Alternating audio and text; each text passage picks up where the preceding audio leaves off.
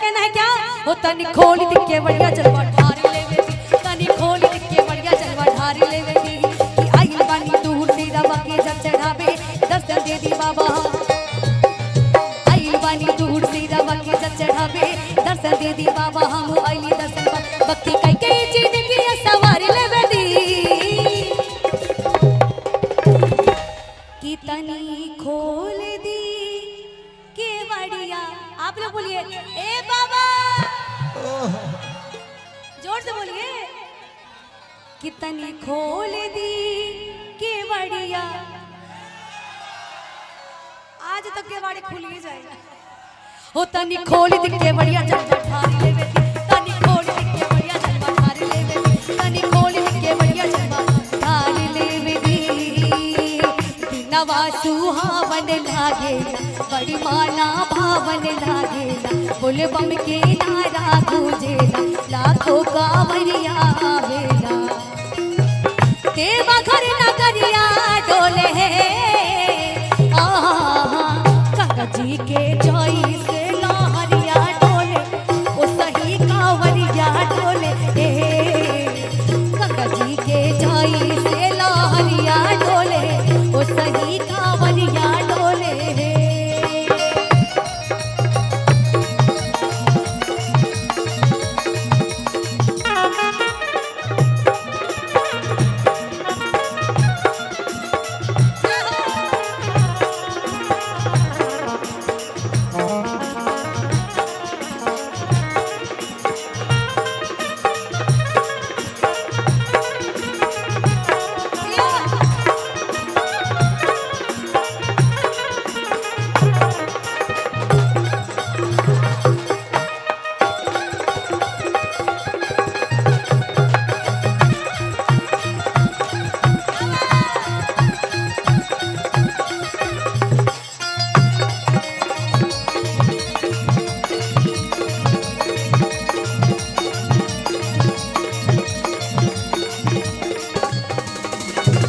जे करा के भोलापन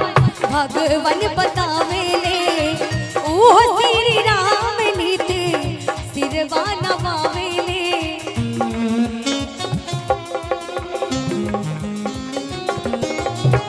जे करा के भोलापन भगवन बतावेले ओह श्री राम नीत सिरवा नवावेले बाबा भक्त चाहे जैसे बाबा छाने मेल भाले भक्त चाहे जैसे कि हमरा दुखिया के कि भोले बाबा के दुनिया में जोड़ा नहीं के जीवाड़ भगिया के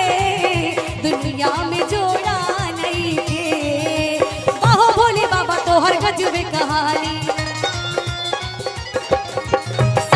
महीना पिया नहीं पलाली ओह भोले बाबा तो हर गजब कहानी सावन महीना पिया नहीं पलाली ई जमाना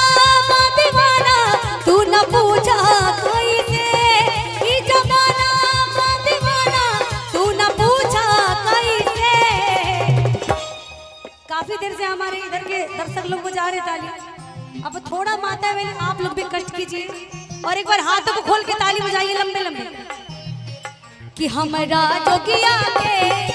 कि भोले बाबा के दुनिया में जोड़ा नहीं के शिवाड़ भगिया के दुनिया में जोड़ा नहीं के वो भोले बाबा के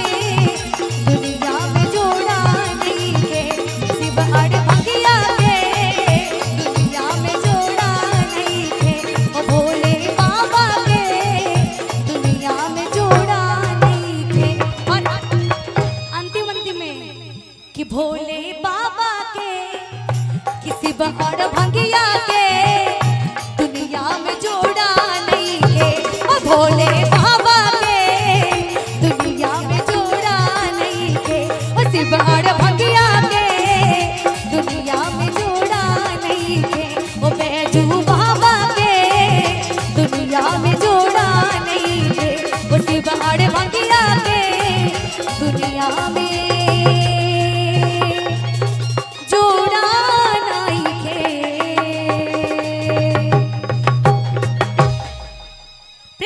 शंकर भगवान की, बोले गौरी मैया की, बोले सच्चे दरबार की।